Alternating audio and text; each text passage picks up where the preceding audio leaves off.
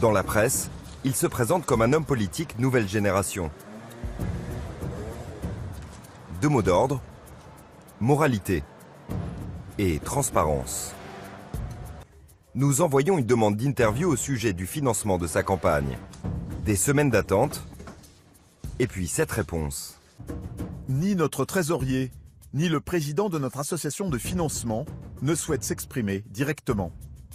Alors quand en février dernier nous apprenons qu'Emmanuel Macron se rend à Londres, nous tentons notre chance sur le quai de l'Eurostar.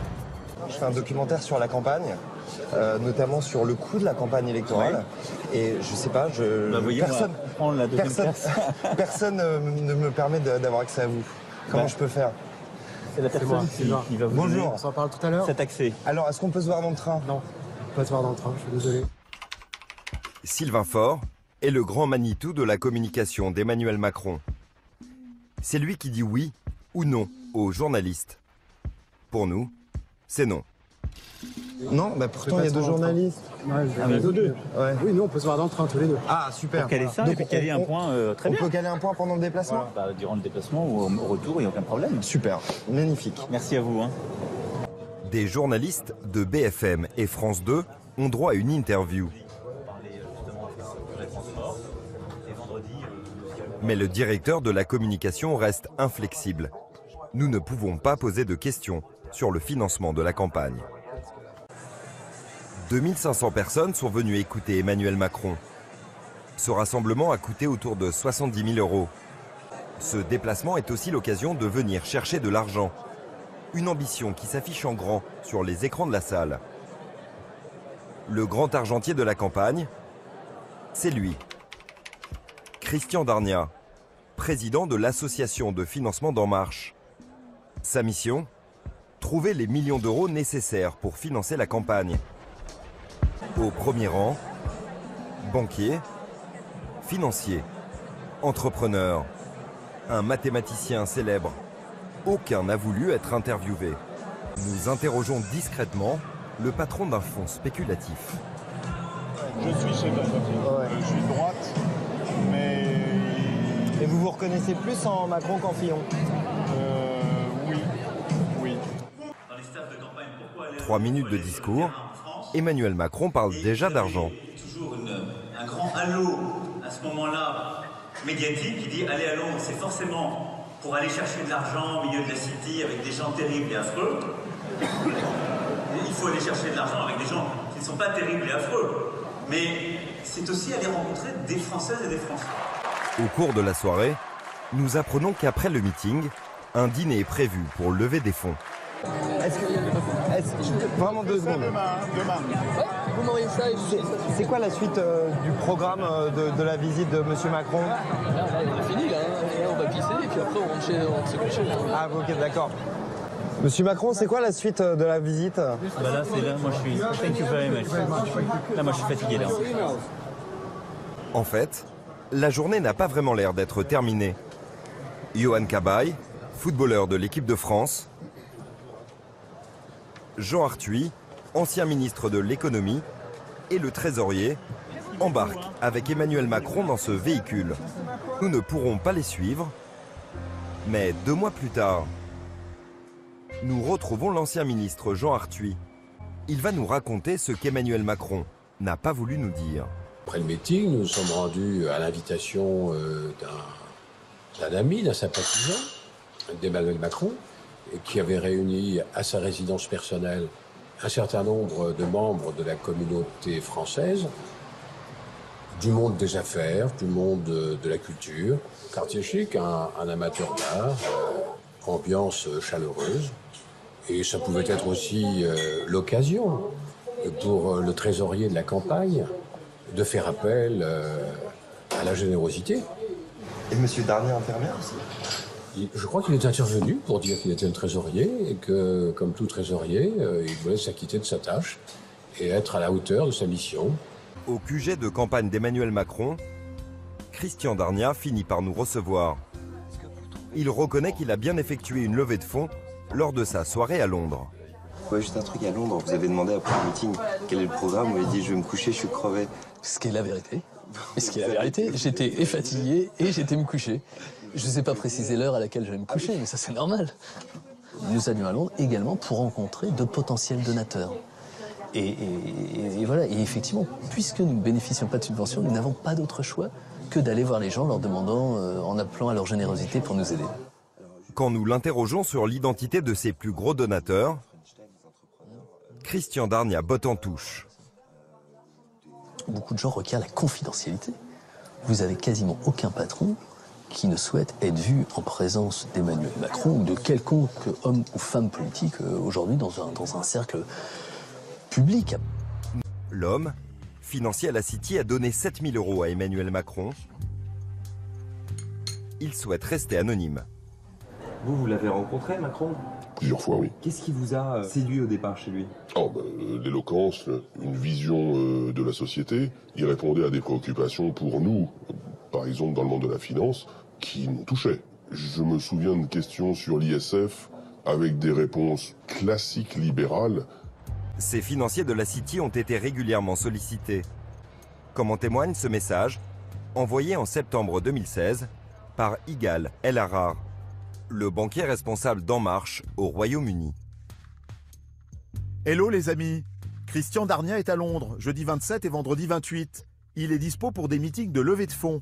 Avez-vous des personnes en tête que nous pouvons rencontrer? On l'a vu venir quand même beaucoup de fois. Je me suis demandé si on n'était pas à la banque d'En Marche, avec le guichet automatique où on pouvait venir chercher de l'argent. L'entrepreneur a fini par déchanter au sujet du candidat Macron.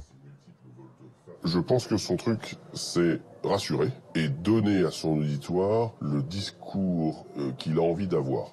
Donc il peut, à la Trump, tout promettre à tout le monde. Et ça, je l'ai vu. Et de fait, je suis revenu à des positions beaucoup plus classiques. Il n'a plus donné un sou et a fini par voter Mélenchon. Une dizaine de personnes s'occupent d'encaisser les dons. En ce mois de mars, 8 millions d'euros déjà. Question: ces grands donateurs peuvent-ils avoir une influence sur le programme d'Emmanuel Macron? Peut-être ôter cette idée qui voudrait que le mouvement soit financé par une oligarchie financière ou autre. Il faut savoir que les gens qui donnent plus de 5 000 €, ce qui est une somme d'argent très importante, représentent moins de 2% de tous nos donateurs. Ce que Christian Darnia ne précise pas, c'est que ces 2% pèsent très lourd. Sur les 30 000 contributeurs d'En Marche, 600 donnent au moins 5 000 € chacun. D'après nos calculs, à eux seuls, ces grands donateurs représentent entre 40% et 75% des dons collectés. Ce 6 avril 2016, celui qui est encore ministre de l'économie lance son mouvement.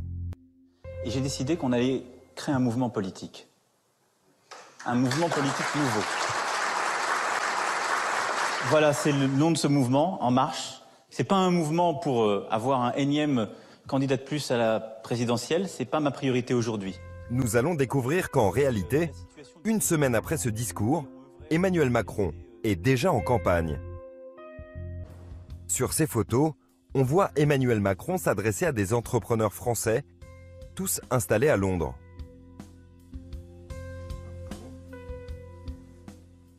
Je crois que c'est le 14 avril, quelque chose comme ça.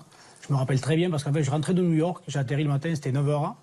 Et vers midi, ils avaient organisé un rendez-vous avec une cinquantaine d'entrepreneurs, tous de la tech, un petit comité. Il n'y avait pas du tout de communication autour de ça.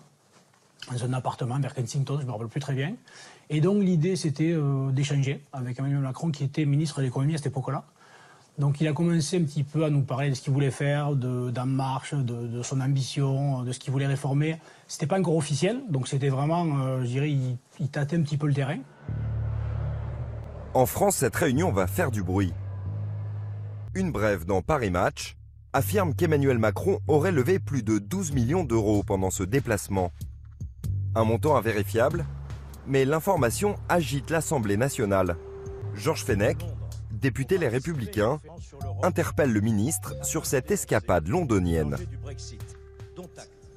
Mais là où le bas blesse, c'est lorsque nous apprenons par la presse qu'à cette occasion, le ministre de l'économie a parallèlement effectué une levée de fonds pour, semble-t-il, son micro-parti En Marche. Le Premier ministre Manuel Valls tient à répondre lui-même aux accusations du député. Il n'y a eu aucune levée de fonds particulière pour je ne sais quelle association. Et ce que je souhaite et ce que nous souhaitons tous, et c'est le cas, c'est que les membres du gouvernement soient pleinement et totalement engagés dans leurs tâches. Manuel Valls sait-il toute la vérité? Christian Darnia était à Londres ce jour-là. Il avoue avoir tenté de lever des fonds, mais sans succès selon lui. Ce jour-là, j'insiste et je vous regarde droit dans les yeux, nous avons levé 0. 0 pour une simple et bonne raison. C'était la première fois que nous nous livrions à cet exercice. Nous avons été à Londres et donc on a réuni à peu près une 60aine de personnes. Et c'était la première fois que nous faisions ce type de rencontre. Et donc on a évoqué, voilà, il faudrait que vous nous aidiez, etc. Bon, mais de manière assez amateur finalement. Philippe Gélis était à cette réunion. Il en garde un tout autre souvenir. À l'entendre, plusieurs entrepreneurs ont mis la main au porte-monnaie ce jour-là. Est-ce que vous diriez que sur la cinquantaine de personnes qui étaient rassemblées ce jour-là, une majorité a décidé de soutenir financièrement? Je dirais qu'une bonne majorité, oui. Vous pouvez nous soutenir, il y a un montant maximum qui est le montant légal. Il y a des gens qui ont décidé de les suivre immédiatement. Puis voilà, je dirais que ça se fait de manière assez naturelle. Je ne sais même plus combien c'est la limite, mais c'est quelques milliers d'euros, donc je veux dire, qu'il y a beaucoup de gens qui pouvaient se permettre ce qui voulaient le faire. Il y a des gens qui ont probablement laissé 20 ou 25 000 euros en tout. C'est possible. Vous-même, vous avez donné à la campagne d'Emmanuel Macron? Sur ça, je ne communique pas. On vous a demandé de garder cette réunion un peu secrète le temps de son officialisation? Oui, je me rappelle, il n'y a pas eu de Twitter, il n'y a pas eu de social media, de Facebook, il n'y a pas eu de blog post après. Ils nous l'ont demandé, je pense que tout le monde l'a respecté, puisque de mémoire, il n'y a rien qui est sorti ensuite.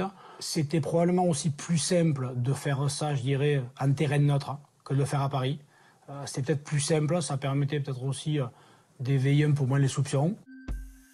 Pour le député Georges Fenech, Emmanuel Macron a brouillé les pistes. Soit on est ministre et ministre à plein temps et on s'occupe de son ministère et on n'abuse pas de sa fonction ministérielle, soit, comme la question, je me la suis posée, est-ce qu'il n'y a pas un abus de fonction ministérielle en se rendant à l'étranger pour, en tant que ministre, faire des déclarations en tant que ministre et tout de suite après dire, voilà, maintenant je me présente comme candidat, soutenez-moi. Est-ce qu'il n'y a pas un conflit d'intérêts, voire même peut-être l'utilisation de moyens publics aux fins d'une campagne individuelle? J'ai écrit au président de la Commission nationale des comptes de campagne pour lui poser la question, est-ce qu'il n'y a pas une difficulté telle que je viens d'expliquer? L'homme qui a invalidé les comptes de campagne de Nicolas Sarkozy en 2012, c'est à lui que Georges Fenech a envoyé sa lettre. C'est un domaine sensible et que nous regarderons, bien entendu, éventuellement en tenant compte des signalements que nous aurons pu recevoir sur ce sujet, par des concurrents ou par des simples citoyens.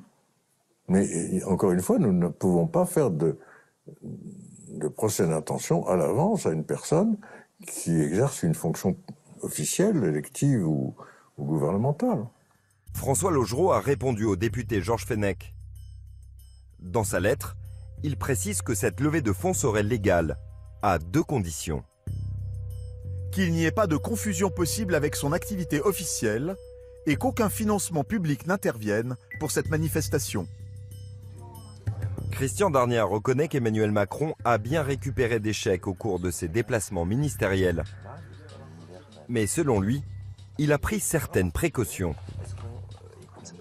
Lorsqu'un membre du comité exécutif d'une des entreprises en question nous faisait un don, nous les avons encaissés plus de 3 mois après que le ministre ait quitté ses fonctions, en prenant le soin de redemander aux gens qui avaient fait le chèque, êtes-vous toujours d'accord pour que nous encaissions votre chèque?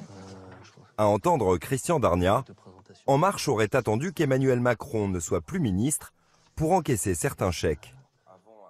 Selon Philippe Gélis, il n'y a pas eu que des chèques. Quand on va là-bas, on ne sait pas trop à quoi s'attendre. On ne savait pas qui commençait à lever des fonds, donc personne n'est venu avec son chéquier, je veux dire.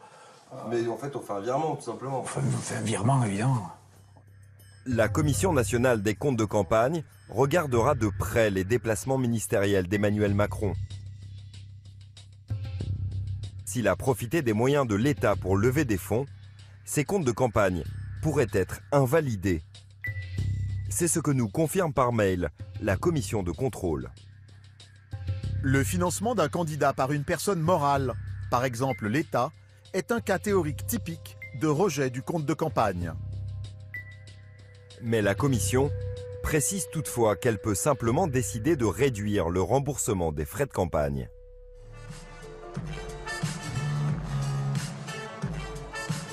Mi-avril, Emmanuel Macron a réussi son pari. Il a réuni près de 12 millions d'euros de dons. Il a aussi contracté un emprunt personnel de 8 millions d'euros auprès des banques. Est-ce que vous sentez la puissance de ce rassemblement?